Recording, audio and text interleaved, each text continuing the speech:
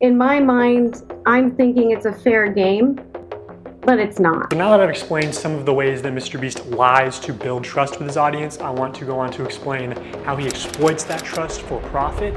And they didn't let me leave right away either. They wanted to make sure, everything was fine. What would you say is the fakest video that you worked on while you were there? Fakest video that I worked on while I was there. This is the extent of the fakeness that I was involved to. This is admitting to my complicity. I was a writer there, and we were working on a video, crushing my friend's car with a rock or meteor or something. It was a rock or a meteor in the title of it, I can't remember, but he wanted to do a prank where, unbeknownst to the person, he takes a rock, crushes their car, and they're supposed to think a rock came out of space. We're gonna take a meteor and we're gonna put it on Weddle's car. We're gonna take another meteor and put it on Marcus's car. Both of them have no idea that we're doing this. Weddle and Marcus are probably shocked. They had no idea. And so that was the one and only time I had to, my car? What? MrBeast is slowly killing his career.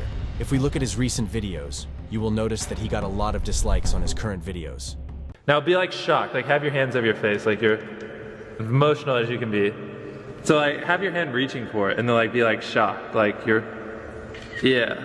Some stating in the comments, knowing you promote gambling and force it upon minors to grow your brand is something else, but hiding a probably has bad intentions with kids is enough to be cancelled. From faking videos to disgusting Discord leaks. However, a video was uploaded titled, "I work for MrBeast. He's a fraud." This video was posted by an ex-MrBeast employee who ran a channel named Dogpack404. In this video, he made some very serious and valid accusations against Jimmy. The ex-employee revealed that Jimmy's dramatic stunts are mostly not real. For example, the train in the video was CGI, the shredder in this video was CGI, the pit in this video was CGI, the explosions in this video are CGI, the car here was also mechanically lifted, and surprisingly, the city Jimmy displayed as abandoned in his video was never abandoned. The 7 days stranded at sea video was also fake, and according to the ex-employee, they slept in the yard and not in the raft. As we can see, there's no one in the shelter. On the 4th day of 7 days stranded at sea, you can clearly see there's no one in the shelter. These are their empty beds. But after a hard cut, magically 5 people are awake, and 2 of the boys have bright yellow raincoats that they didn't have when it rained on day 2. And after standing the whole night, completely soaked. You didn't spend the night soaked, Jimmy. You slept on the production yacht. It's ironic because this is one of the videos where they claim that they don't fake things. But no, we have to be the real channel that doesn't fake things. However, Mac from Airrack, the same Mac who doxed the pilot, acted like they were telling the truth. However, Airrack also faked countless videos, with Mac being a part of them. Pretty much all the videos with Mac are scripted.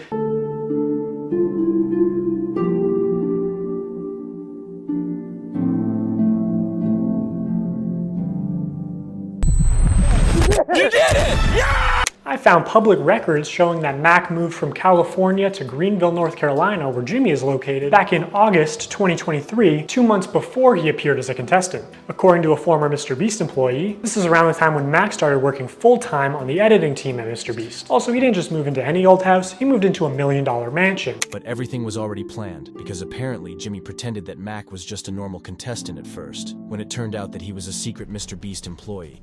And the ex-MrBeast employee said something a bit serious in this video. He explained how Jimmy is running illegal lotteries in MrBeast streams. You might have noticed that at one point Jimmy says, anyone who buys his merch in the next 5 minutes will win $1,000. But it might not seem like a big deal to some people, but it's actually considered illegal because Jimmy was running illegal lotteries. We can't deny the fact that Jimmy's audience is mostly kids, and his employee revealed he's basically promoting gambling. Elements: a valuable prize, random chance, and consideration, which can be time or effort, but in most cases is just payment. To successfully run a contest or a sweepstakes, you must eliminate one of these factors. A contest, for example, eliminates chance, and a sweepstakes eliminates consideration. In determining if any MrBeast giveaways have been illegal lotteries, we need to identify a prize, which is distributed through random chance and cannot be won without spending money. For those of you who are just joining, if you buy one of our limited edition 40 mil special shirts, we're celebrating 40 million subscribers with a really big video, then we will sign that shirt, and some of them will get random prizes like this. In 10 minutes, right, because we gotta give them time to do their card, we'll give 2 orders $500 each. 5 minutes, someone's getting $3 grand in their order. Apparently back then, Jimmy was also offered a lot of money to promote a gambling website.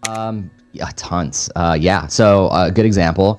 So it was about 3 years or 2.5 years ago when I started working with Jimmy. What was becoming really popular were these like mystery loot crate, like internet sites where it's basically like CSGO skins, but you'd go on and it'd be like, here's the Supreme box and you'd pay $50 for it. And remember, didn't Ricegum did quite a few people. Yes, Yeah, they got a lot of hate for that. Right. Jimmy was, he wanted to work with that company when he heard about it because there was a lot of money and we wanted to give that money away in a video. And I had to talk him back on it. I was like, listen, we're not promoting gambling. I think people are going to see this negatively. So there's a long conversation that him and I had to have, which eventually we passed on the deal. And then Jake, Paul, and Ricegum ended up doing that deal and got a lot of hate for it.